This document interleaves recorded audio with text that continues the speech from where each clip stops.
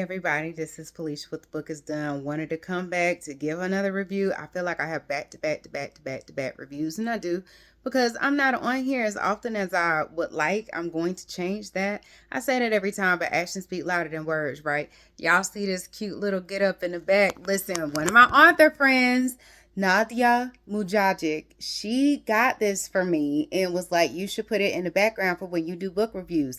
Y'all, check it out. Like, it looks like a flag and it's huge. It's absolutely huge. Y'all, when I tell you that thing blew my mind, brought me to tears because I was just like, come on, I love it. Love it, love it, love it. I just finished reading her series. She has a book of 3 series. I don't know if I've done a video about that. I'll have to go look and see. But Nadija Mujagic, she is the GOAT. So when you see this, it's just we here. But in all things, wanted to come back on to do another book review for another indie author. That's what I do. So this one is by Sharyn Haddad Vicente, and it's called Love Me. Baby, when I tell you this book, and I don't say that about every single book, but this book right here had me all over the place.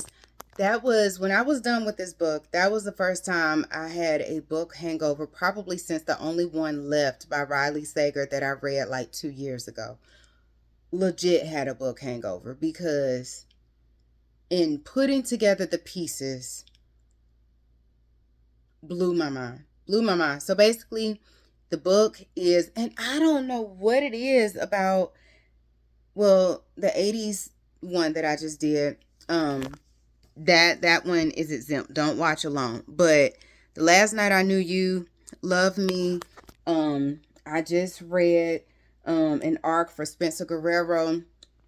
It's his first YA book that just came out. The second one's getting ready to come out here soon. But they're like high school based.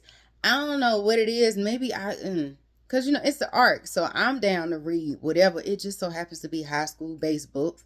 Technically, those are not my jam, because I'm just like, my nerves are all over the place. I don't want to deal with all that high school rah-rah, but if the book is good, the book is good. And if I read it, I read it. So I did. So with Love Me, I want to say that these high school students are seniors. They are seniors.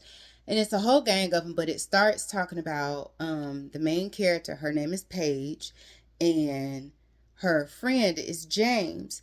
And so it goes back and forth. I got a little lost with this one as well because it was so many points of views. I lost track after 4. So I know it was Paige.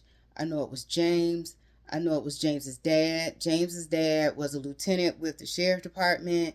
It was Paige's mom. And it was, goodness knows, it was, I want to say maybe 1 or 2 other. Paige's mom was one of them. I lost track, but in all things, it came together. It almost always comes together, right? But for me, it came together. So this particular book, Love Me, it was talking about Paige and James. They grew up together. I want to say they started in elementary school, and they are in high school together, and James is like head over heels in love with this girl. He loves himself some Paige. Think about, okay, TV show in the 90s, Family Matters. Steve Urkel. Did I Do That? I Love Cheese. You know him, Steve Urkel. If you don't, look him up. Steve Urkel, or Steve Urkel. In all things, before I go back to Family Matters. But Steve Urkel loved Laura Winslow. Loved her. And it worked out for them after 10 plus years. They got together, right? Never thought Laura Winslow would just, I don't know, consistency is key, especially for Steve Urkel. So in relation to this book, James loves Paige. absolutely adores Paige. He loves the family dynamics because his Paige is her younger brother and her parents are together. And so the family always treats him as if he's one of their own. Like they know that they go to school together. You know, mom kind of had pity on James because James was the only child. And so she was just like, I'm just going to keep a little distance, but I trust you. You family, you cool. You've been to our house. You've been over here for holidays, dinner, all the things, right? So James is cool. So with James, it was James and his mom and his dad. When he was younger, I want to say maybe like 7, 8, or 9. One of them. But he was a young boy, and excuse me, I want to say that they, and when I say they, it was him, his mom, his dad, and his grandfather that were on vacation. So the adults thought that James was asleep, and there was a conversation downstairs where the dad pretty much in essence was leaving the mom because the dad had an affair. He wanted to come clean, and he left. So when James came out, he saw that his mom was crying. Something happened. I think his grandfather was okay, but a few weeks after that happened, his grandfather passed, I think from like a heart attack. But like during that night, James blacked out. Don't know what it is, but he calls it the red. And so, you know how, well, I don't want to say, because I don't want to assume, but some people can get so upset that they just black out. They see white, they see black. They may not see a color, but they just black out. And when they come down off the plateau, then everything is fine and they just kind of observe the damage that's happened, right? So that's what the red is for James. So it lays the foundation of their friendship. So Paige, they're going into their senior year. Paige is a cheerleader, like she's involved in school. James is, I don't want to say kind of like a loner, but like if she did not text him back, he would start to get upset where the red would start to overtake him. So it was just like, okay, something ain't right, but okay, we're going to keep it moving. Like the red, check, keep that in mind. So Paige is going through all the things, right? Like she is senior in high school, so you got all of that stuff going on. And then she's a cheerleader, so she has pep rallies, she has games, all this kind of stuff. So she has it's a cheerleading squad. So I want to say she has like 4 or 5 girlfriends. And then I want to say the gentleman's name is Robbie. He's the quarterback, or he's on the football team, and they were starting to get to know each other, things of that nature. So like before the start of, and let me go back. Before the start of the senior year, Paige and James, they found like this bunker. I don't want to say it's like in the woods, but you just have to walk down a little distance, maybe like not even half a mile. You go down some steps, and it seemed like it was an old bunker, like a Armageddon type bunker. And so they find all of this stuff. They make it into their clubhouse, and it's a place that only they know about, these 2 people. So they'll say, well, we'll meet up at the spot. And it wasn't like anything relational like that because Paige didn't see him like that. However, James saw Paige like that. And so, senior high school, and James, Paige was getting on James like, you need to be more involved in your studies and all of these things. And he was just like, if Paige said it, then I would do it. So he starts to put more focus on his studies and things of that nature. He found out that he has an interest in veterinarian studies. So he goes to volunteer at the veterinarian office, and just to be involved, just to make Paige happy. So Paige is doing all the things. And so is coming up as to where different things start to happen, as far as like this random person was found, and it was certain body parts that were cut off, and they were just like, what is happening? So in essence, it's like what Love Me is 2 separate stories but within one, because off rip it tells you who the individual is. The individual, she is a woman. Her name is Rosa somebody, I forgot who it was, but she meets these people in like casinos, and then like they won't go to her place, but they may go to like that person's place, or may go to a hotel. Next thing you know, she blacks out. The person that she was with end up dead. And so Rosa has this husband. I forgot the husband's name, but he ends up cleaning up the dirty work. And so much so that in a sense, he becomes, I don't want to say a serial killer, because like he knows as soon as she calls, that person is either still blacked out and or he's getting ready to kill somebody. So he's doing it so much so as where he enjoys killing killing the people, and he's telling her like, I can't keep doing this. Like, it never was supposed to have been like this.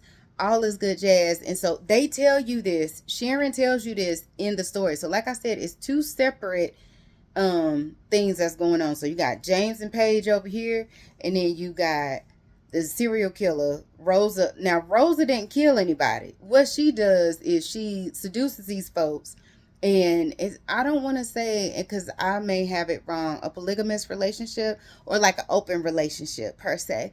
And so her husband, he's devoted to her. He just wants to make Rosa happy. That's just what it is.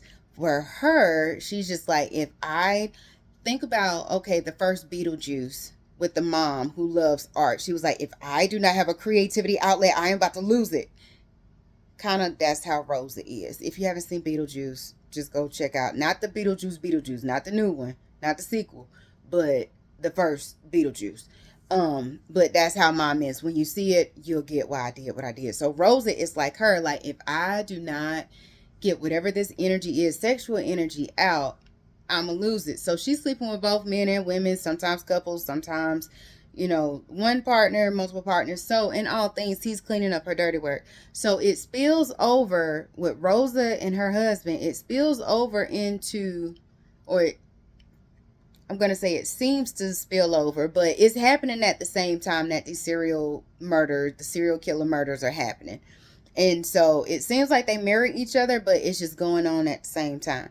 So in essence, you find out that it's two separate mysteries. But with one mystery, they're telling you like the killer, Rosa, I think Rosa, a few of the chapters has Rosa speaking, and then some of the other chapters has her husband speaking. He's just like, I can't keep doing this.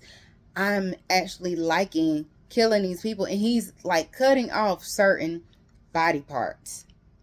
Keep that in mind. Cutting off certain body parts. Now, mind you, when he gets there, Rosa already got them drugged up. So they just, and I don't think that the intent is to kill them, but I think just with what's been done from how Rosa had her way with them, that it was just like, I don't want to deal with this anymore. Get rid of it.